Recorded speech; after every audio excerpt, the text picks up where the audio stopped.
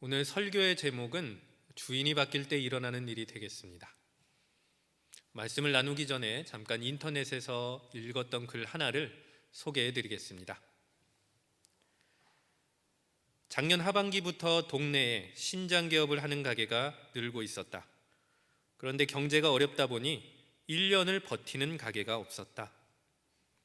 그중 구멍가게에 가까워 보이는 작은 편의점도 있었는데 평소에는 손님을 찾아보기 힘들 정도로 한산한 곳이었고, 결국 어느 날인가 부동산에 해당 점포 매매글이 올라왔다.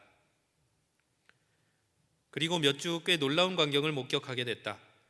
바로 그곳 편의점에 손님 몇 명이 물건을 고르고 있었던 것이다.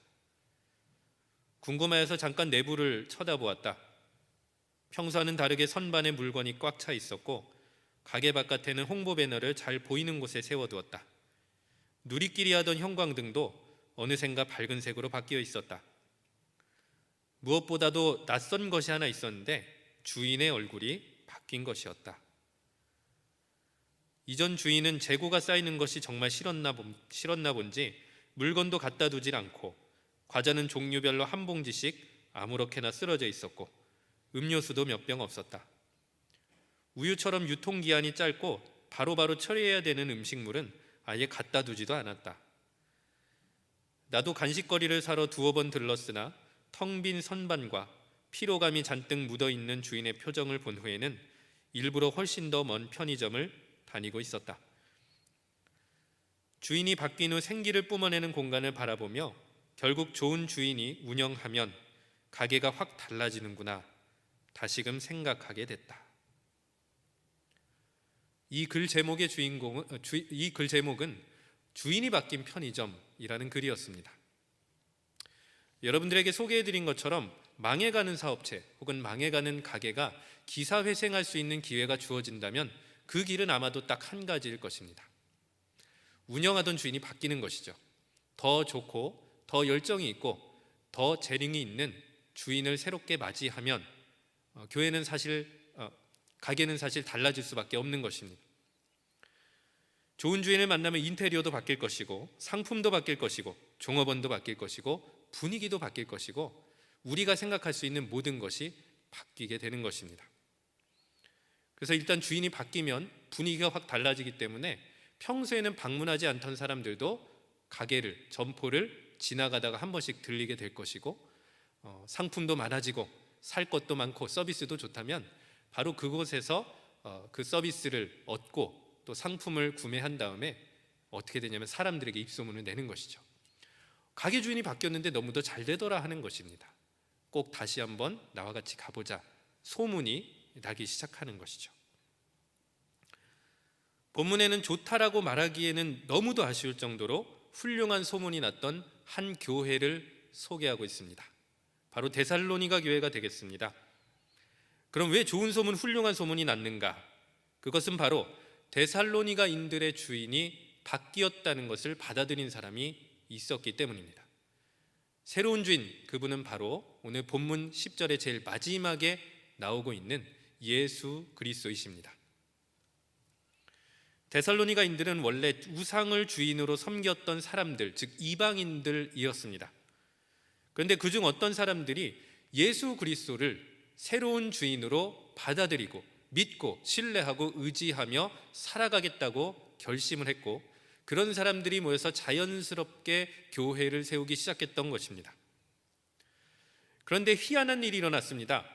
다른 지역 사람들을 통해서, 다시 얘기해서 데살로니가 교회 교인들이 스스로 소문을 냈던 것이 아니라 그 주변에 있었던 다른 지역 사람들이 데살로니가 교인들의 모습을 보면서 야, 이 사람들 너무 믿음이 좋다, 정말 신실하게 생활을 하고 있다 라고 감화 감동을 받아서 오히려 외부에 있는 사람들이 데살로니가 교회에 대해서, 그 교인들의 삶에 대해서 소문을 내고 있더라라는 것이 오늘 본문에 담긴 말씀의 주요 흐름이 되겠습니다.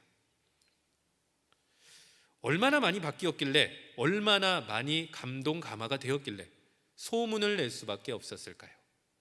오늘 본문을 통해서 그 비결을 확인해 보고자 합니다. 특별히 오늘은 10월의 마지막 날입니다. 그리고 11월은 결실의 달입니다. 우리 모두가 1년 동안 수고하고 헌신한 것에 대해서 결실 맺기를 기대하고 있습니다. 자, 그렇다면 우리가 얻기를 기대하고 바라는 수많은 결실들 중에서 제일 의미 있고 가치 있는 일을 하나 꼽아보자면 무엇일까요? 저는 여러 가지가 있겠지만 삶의 변화라고 하는 결실이 아마도 정말 세 손가락 안에 뽑을 정도로 굉장히 가치 있고 의미 있는 결실이라고 생각을 합니다. 다시 얘기해서 이런 것입니다. 연초보다도 내 삶이 조금 더 바뀌어 있다면, 아니면 여러분들을 향해서 누군가가 몰라보게 달라졌네? 라고 하든지, 아니면 연초에 비해서 모습이 많이 달라졌다, 생활이 더 좋아졌다, 더 신실해졌다, 믿음이 좋아졌다 라고 누군가가 여러분들에게 이야기를 한다면 여러분들은 사실 그 자리에서 잔치를 벌여도 될 정도라는 것이죠. 삶의 변화만큼 짜릿하고 행복한 일은 없기 때문입니다. 오늘은 데살로니가 교회를 통해서 변화의 비밀을 배워보겠습니다. 본문을 이해하기 위해서는 이 데살로니가라고 하는 교회에서 이 지역의 특징이 어떠하고 실제로 바울이 그 지역을 방문해서 어떻게 사역을 진행했는지 참고할 필요가 있어서 잠시 말씀을 드리겠습니다. 일단 데살로니가라고 하는 도시는 로마 시대 그리스 북부에 있었던 마게도냐라고 하는 지역이 있었습니다. 그 지역의 주도, 그러니까 일종의 수도 비슷한 주의 중심 도시였습니다. 항구랑 인접이 되어 있었고요. 그 다음에 에그나티아라고 하는 일종의 고속도로 같은 것입니다. 로마에서 그리스를 지나서 소아시아까지 이렇게 연결이 되어 있는 굉장히 중요한 에그나티아 가도라는 것이 있었는데 그 도로가 통과되는 지점 중에 하나였습니다. 자, 그렇다면 이런 이야기겠죠. 요충지이고 상업도시이기 때문에 사람들의 방문도 잦고 그만큼 문물의 교환, 그리고 종교 문화의 교환이 아주 활발하게 이루어지던 곳이 데살로니가였다라는 것입니다. 고고학자들이 이 데살로니가를 발굴을 했는데 굉장히 특이한 사항을 발견했다고 합니다. 그러니까 로마 시대의 이 데살로니가를 그 지층을 발굴하면서 아무래도 그리스 북동부에 있던 도시이기 때문에 전통적으로 로마 시대 때 믿었던 신들이 있습니다. 우리가 흔히 얘기하는 제우스 같은 그리스 로마 신들이 있습니다. 그들의 신상이 발견되는 건 이상하지 않은 일이죠. 그런데 발굴을 계속 진행해 보니까 조금 더 독특한 신전과 신상이 발견된 것입니다. 그 중에서 하나가 무엇이었냐면 이집트에서 섬기던 이시스, 그리고 오시리스 이 신을 섬겼던 흔적들, 신상이나 신전이 발굴이 되었다라고 합니다.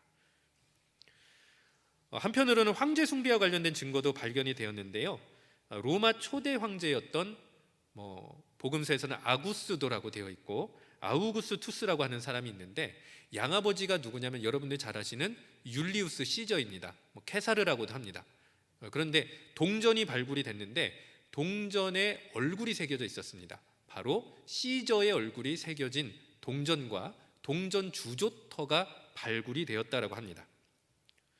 그러니까 어찌 보면 이 지역에서는 소위 신이라고 불리는 존재도 섬겼고 황제 혹은 선대 황제들도 이 신격화해서 모시고 섬겼던 곳이 데살로니가였다라는 것입니다.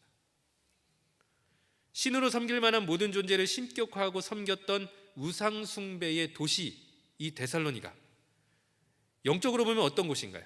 혼탁한 곳이죠.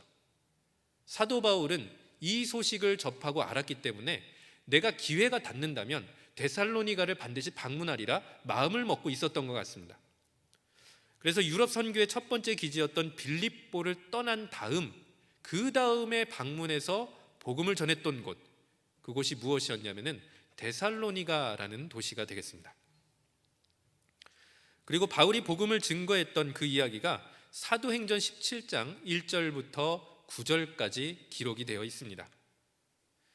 근데 이 내용의 흐름을 보면은요, 조금 우리가 놀라기도 할 수 있습니다. 왜냐하면은 바울이 사역을 제대로 진행하지 못하고 쫓기듯이 도시 밖으로 도피해 나갔기 때문입니다. 그 원인은 유대인들의 조직적인 방해가 있었는데 사건의 발단을 좀 말씀을 드리겠습니다. 바울이 3번의 안식일 동안 유대인 회당을 방문했고 거기서 복음을 증거했습니다. 3번의 안식일이라는 표현이니까 한 3주 정도의 시간을 고려를 해보면 될 것 같습니다. 자, 어찌됐든 이 짧은 시간 동안에 복음을 전했는데 유대교에 입교했던 헬라인의 큰 무리가 복음을 믿었더라라는 내용하고요, 그 동네 귀부인들이 복음을 믿었더라 하는 내용이 이 사도행전 17장에 있는 것입니다. 자, 그러니까 유대인들은 복음에 호의적이지 않았지만 유대교에 관심이 있어서 유대인처럼 살고자 했던 사람들은 바울의 복음을 믿고 예수 그리스도를 받아들였다는 것이고, 그 중에서는 귀부인이라고 했기 때문에 유력한 계층의 여성들도 있었던 것입니다. 자, 이렇게 바울이 복음을 전하고 지역이 변화되고 복음을 받아들이는 삶이 생겼습니다. 자, 좋은 변화인데 갑자기 회방꾼이 끼어든 겁니다. 유대인들이었는데요, 사실 어찌 보면 굉장히 치사한 수를 쓰고 있습니다. 동네에 가면은 이제 소위 얘기하는 불량배들이 있지 않습니까? 불량배들을 모집을 해가지고 바울과 동역자 실라가 있었던 그 집에 쳐들어갑니다. 뭐 이렇게 표현해도 어쩔지 모르겠는데, 그러니까 용역을 고용을 한 것이죠. 그래서 무력으로 위협을 했던 것입니다. 다행히도 이 야손이라는 사람의 집이었는데 이 야손이라는 사람의 집에 바울과 실라가 없었습니다. 그래서 이제 잡혀가지는 않았고 대신에 야손하고 야손의 형제들이 잡혀가서 재판까지 받게 되는 것이죠. 자, 그런데 요 유대인들이 야손을 잡아서 재판관에게 고발하면서 했던 말이 있습니다. 사도행전 17장 7절에서 발췌한 내용인데요, 제가 여러분들에게 한번 읽어드리겠습니다. 이 사람들이 다 가이사의 명을 거역하여 말하되 다른 임금 곧 예수라 하는 이가 있다 하더이다. 자, 그러니까 야손과 형제들을 고발하려면 죄목이 있어야 되겠죠. 자, 그럼 죄목이 무엇입니까? 가이사의 명을 거역했다, 다른 임금 곧 예수라 하는 이가 있다. 세 글자로 제가 좀 줄여보겠습니다. 반역죄였습니다. 반역죄로 고발한 거였습니다. 로마 황제가 버젓이 살아있는데 예수라는 임금을 모시는 사람들이다라고 반역죄를 뒤집어 씌운 것이죠. 그렇기 때문에 우리는 이 17장의 말씀을 보면서 한 가지 좀 생각해 보아야 될 것이 있습니다. 그것은 무엇이냐면 유대인들이 바울이나 바울의 동역자들이나 당시 예수를 믿고 복음을 받아들인 사람을 반역죄로 고발했다면 그 직후에 어떤 일이 일어났을까 하는 것이죠. 다시 얘기해서 교회에 대한 소문이 어땠을까 하는 것입니다. 아마도 데살로니가 시민들은 교회를 의심의 눈초리로 바라봤을 것입니다. 반역자들이 모이는 곳 아닌가? 내 이웃이 무언가 다른 신을 믿고 섬기고 있으면 의심해 보는 것이죠. 저 사람이 어딘가 모임을 나가고 있다면, 아니면 예수의 예자라도 입에 꺼낸다면 저 사람 혹시 반역자 아닌가? 큰일 날 것 같은데 의심을 해보는 것입니다. 데살로니가 교회는 갓 세워졌는데 악의적인 소문 그리고 선입관에 의해서 시작하자마자 흔들리고 있는 상황이었다, 이것입니다. 바울은 데살로니가 교회 안위가 무척이나 염려됐습니다. 형제들의 도움을 통해서 목숨의 위협을 받고 결국 데살로니가에서 더 머무르지 못하고 베레아라는 도시로 피신을 했고 나중에 고린도까지 내려가는데, 데살로니가 교회 직전의 상황이 워낙에 흉흉하다 보니까 그들이 좀 소문 속에서 잘 지내고 있는지 궁금해가지고 디모데를 파송한 다음에 데살로니가로 들어가서 교회의 안부를 물어서 소식을 전해다오라고 부탁을 한 것입니다. 사실 그 내용이 데살로니가전서 곳곳에 흩어져 있습니다만 그 중에서 한 구절만 발췌해서 읽어보도록 하겠습니다. 3장 6절입니다. 데살로니가전서 3장 6절, 우리 화면을 보시고 함께 읽어보겠습니다. 지금은 디모데가 너희에게로부터 와서 너희 믿음과 사랑의 기쁜 소식을 우리에게 전하고 또 너희가 항상 우리를 잘 생각하여 우리가 너희를 간절히 보고자 함과 같이 너희도 우리를 간절히 보고자 한다 하니. 자, 디모데가 바울에게 돌아와서 데살로니가 교회 소식을 전해주었는데 크게 두 가지 소식이 있습니다. 첫 번째 정보는 무엇이냐면 상반절에 보면 너희 믿음과 사랑의 기쁜 소식을 전했다. 자, 그러니까 바울은 이게 교회가 무너지는 거 아닌가 염려하고 있었는데 디모데를 통해서 들렸던 소식은 어떤 소식이었냐? 믿음의 소식, 사랑의 소식, 기쁜 소식을 전해주었던 것이죠. 자, 이 말은 데살로니가 교회가 나쁜 소문에 무너지지도 않았고 오히려 꿋꿋하게 믿음의 길과 사랑의 길을 당당하게 걸어가고 있었다, 라는 것을 디모데가 그 소식을 확인하고 전해 주었던 것이죠. 자, 하반절 말씀도 한번 보겠는데요. 하반절에 보면은 너희도 우리를 간절히 보고자 한다라는 표현이 있습니다. 자, 이 말은 이것이죠. 여전히 데살로니가 교인들이 바울이나 그 동료들을 그리워하고 있다, 보고 싶어 한다는 뜻입니다. 자, 일단 지도자가 떠난 교회였습니다. 어찌되었든 위협을 받았긴 하지만 교회가 세워진 지 얼마 안 된 시점에서 불가피하게 지도자가 떠났는데 뭐 이렇게 생각을 할 수도 있죠. 아이고, 바울이라는 사람이 이게 의리가 없네. 뭐 같이 죽어도 같이 죽어야 되는 거 아닌가? 그런데 그러지 않았다는 거죠. 오히려 떠났던 그 지도자의 사정을 헤아리고 있었고, 기회가 된다면 그들이 다시 우리를 방문해서 양육해주고 도움을 주고 기도를 해주었으면 좋겠다는 간절한 마음을 담아서 디모데에게 전달을 해주었다라는 것이죠. 조직된 지도 얼마 안 되었고, 지도자가 얼마 동안 목회도 하지 못하고 떠나버렸고, 나쁜 소문에 시달리고 있었던 데살로니가 교회. 그런데 그 교회에 디모데를 통해서 감히 상상할 수 없었던 최고의 소식을 바울이 전해 들었으니 당시 그 바울의 심정이 얼마나 기쁘고 즐거웠겠는지를 우리는 헤아려 볼 수 있을 것입니다. 도대체 이 교회에 무슨 일이 일어났던 것일까요? 어떻게 이런 나쁜 소문과 어려운 환경 속에서도 좋은 소문이 날 수밖에 없었던 걸까요? 잠깐 이 이야기를 지금 우리의 상황에 한번 비추어 보도록 하겠습니다. 세상에는 믿는 사람도 있고 믿지 않는 사람도 있습니다. 그런데 믿지 않는 사람의 입장에서 보면은 그들은 예수 그리스도나 하나님이나 교회에 대해서 나름대로의 선입관이 있습니다. 그리고 그 선입관에 따라서 교회가 어떠한지를 판단하려고 합니다. 그런데 최근에 좀 안타까운 일이 생겼죠. 코로나 확산으로 안 그래도 하락 추세에 있었던 교회의 대사회 신뢰도가 더 급락하고 말았다는 소식을 여러분들도 들어보셨을 것입니다. 점점 더 세상 사람들이 이런 생각을 가지는 것이죠. 교회가 과연 세상을 이롭게 할 수 있는가? 그러한 존재인가? 아니면 교회가 세상을 잘 돕고 바르게 지도하고 있는가? 제 갈 길을 잘 가고 있는가라는 생각을 은연중에 품고 있다는 것이죠. 그렇다면 과연 이런 의심을 가진 사람들을 향해서 교회가 해줄 수 있는 대답이 무엇이냐라는 것입니다. 데살로니가 교회의 대답을 보겠습니다. 오늘 본문 8절 말씀인데요, 우리 8절 말씀을 한 목소리로 읽겠습니다.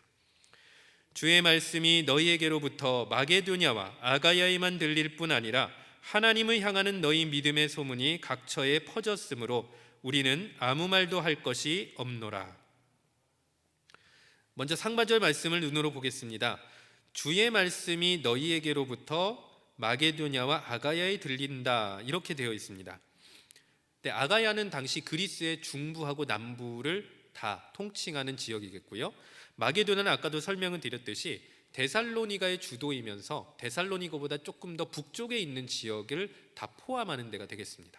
자, 그러니까 데살로니가를 중심으로 북쪽과 남쪽에 있는 지역들을 말하는 것인데, 주의 말씀이 너희, 즉 데살로니가 교회로부터 마게도니와 아가야에 들린다. 이것은 무슨 뜻이냐? 공동 번역을 보니까요, 주님의 말씀이 여러분으로부터 마게도냐와 아가야 지방에 두루 퍼져나갔다, 이렇게 번역을 했습니다. 자, 그러면 데살로니가 교인들이 기회가 닿아서 아가야를 방문하거나 마게도냐의 다른 도시와 지역을 방문하게 됐을 때 그들이 더불어서 복음을 전했다라는 뜻이 담겨 있는 것이죠. 예를 들면 이런 겁니다.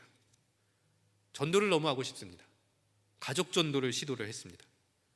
근데 가족들이 네가 다니는데 너 같은 애가 교회 다닌다고 내가 가겠냐? 핀잔을 듣고 잔소리를 하고 마음이 이게 위축이 된 거죠.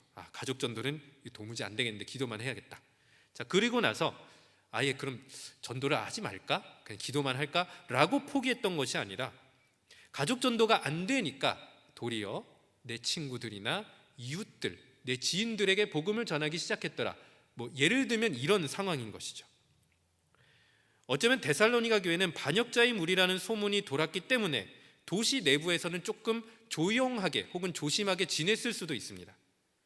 그러나 그럼에도 환경이 어렵다고 해서 데살로니가 안에서 복음의 길이 막혀 있다고 해서 포기한 건 아니었습니다. 그들이 다른 지역과 다른 도시로 방문했을 때 복음의 사명을 잃어버리지 않고 증거했다는 것이죠. 바로 이 소문이 바울의 귀에도 들어갔던 것입니다. 그래서 놀랐던 것이죠. 데살로니가 교회에서 나온 소문이 아니라 아가야나 마게도니아 사람들에게서부터 들어왔던 소문. 그뿐만이 아니라 하반절을 보면 이런 표현도 있습니다. 하나님을 향하는 너희 믿음의 소문이 각처에 퍼졌다. 자, 이 말은 데살로니가 교인들이 복음도 증거했고 그 교회 그리고 성도들의 믿음의 소문도 더불어서 퍼졌기 때문에 이건 구분된 단어입니다. 그러니까 같은 내용은 아닌 것입니다. 자, 그러면 믿음의 소문이 무엇이냐라고 하는 것이죠. 그것은 바로 데살로니가 교인들의 신실한 삶을 의미했습니다. 생활이죠. 보여지는 생활을 말하는 것이었습니다.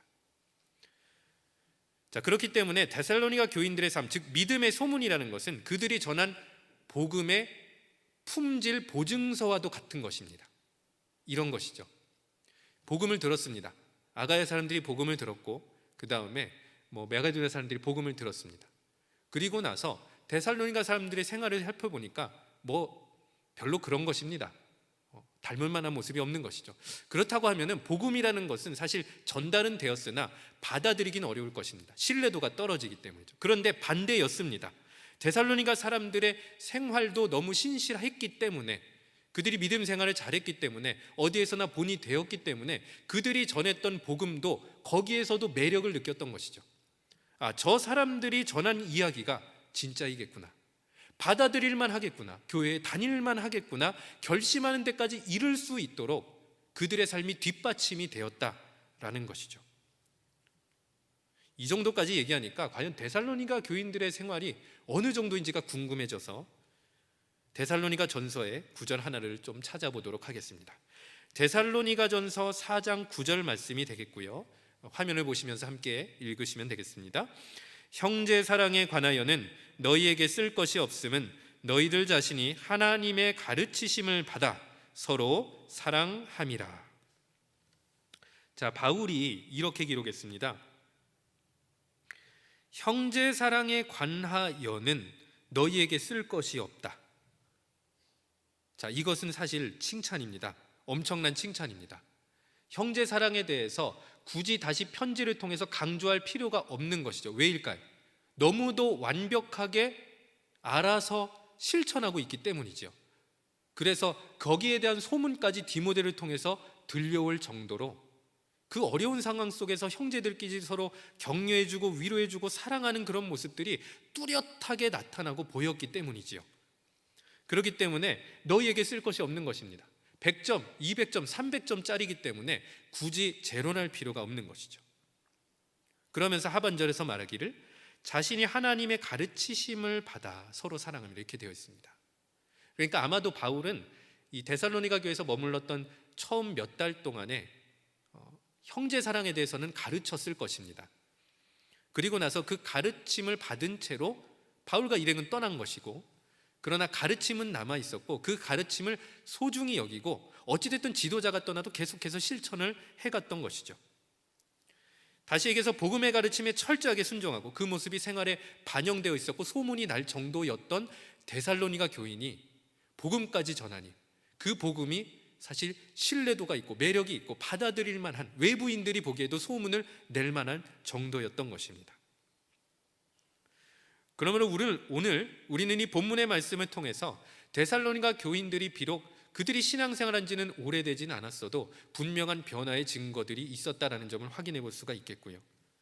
그렇기 때문에 오늘 이 본문의 말씀을 통해서 우리는 그렇다면 과연 삶의 변화를 얼마나 열망하고 있는지, 정말로 꿈꾸고 있는지를 돌아볼 필요가 있을 것 같습니다.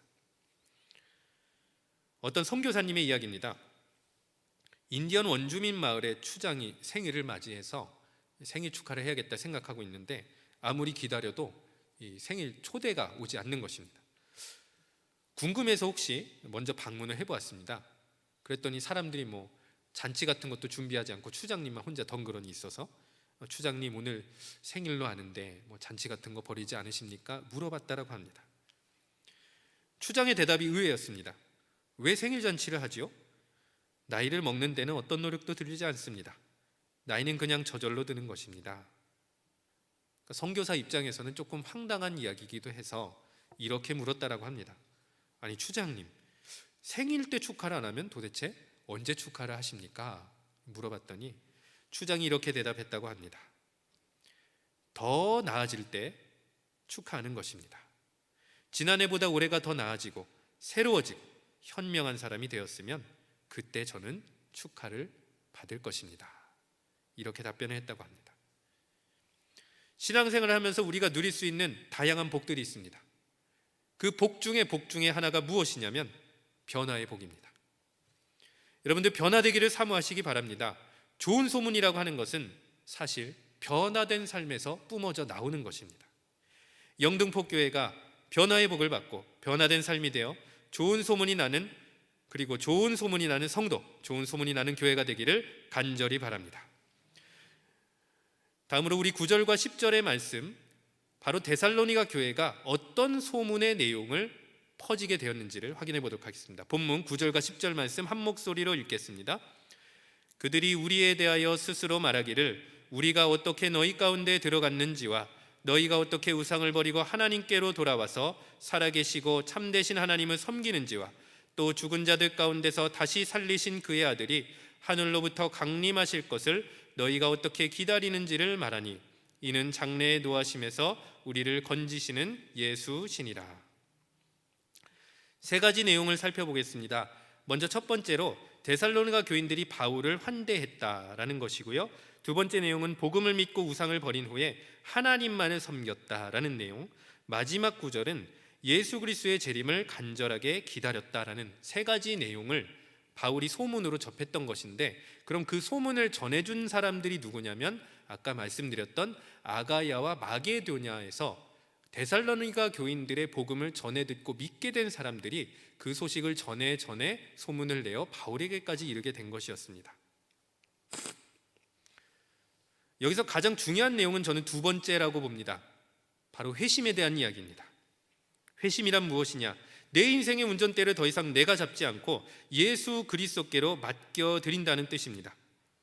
그래서 신앙인들은 예수 그리스도를 주님으로 고백을 하는 것입니다.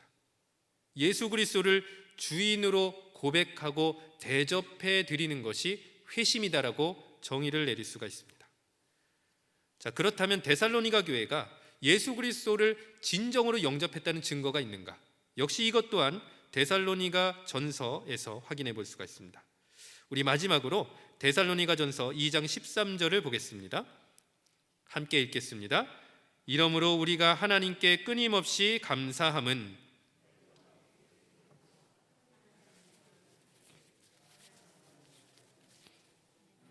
말씀으로 받음이니 진실로 그러하도다. 아멘. 바울을 통해서 복음이 증거됐는데 사람의 말로 받지 않았다는 겁니다. 들어도 되고 안 들어도 되는 말이 아니라 뭐라고 되어 있냐면 하나님의 말씀으로 받음이니 진실로 그러하도다. 그러니까 전한 사람이 보증해 준 거죠. 너희들이 내 말을, 내가 전한 복음을 하나님의 말씀으로 받았다는 걸 그 복음을 직접 전했던 바울이 보증해 주고 진실로 그러하다고 증명해 주고 있는 구절이 되겠습니다. 자, 그렇다면 이런 것입니다. 복음을 들었는데, 말씀을 들었는데 주인의 말씀으로 듣고 순종했다는 것이죠. 예수 그리스도를 주인으로 고백만 했을 뿐 아니라 진정으로 예수 그리스도를 주인으로 영접했고, 그리고 들려진 그 하나님의 말씀을 사람의 말이 아니라 하나님의 말씀으로 받아 순종했기 때문에 데살로니가 교회가 나쁜 소문, 악의적인 소문에 휘둘리고 있었음에도 불구하고 교회의 성령의 역사도 나타나고 복음이 전파되고 서로 뜨겁게 사랑하고 삶이 변화되는 놀라운 역사가 일어났던 것입니다. 말씀을 정리하겠습니다. 학자들의 연구 결과에 따르면 바울이 데살로니가에 머물렀던 시간은 1년이 채 안 됐다라고 합니다. 적으면 2개월, 많아봐야 5개월 정도였을 것이다 라는 것이 중론입니다. 자, 그렇다고 하면은 한 교회를 제대로 세우기에는 턱없이 부족했던 시간이었고 바울은 불가피하게 교회를 떠날 수밖에 없었던 것입니다.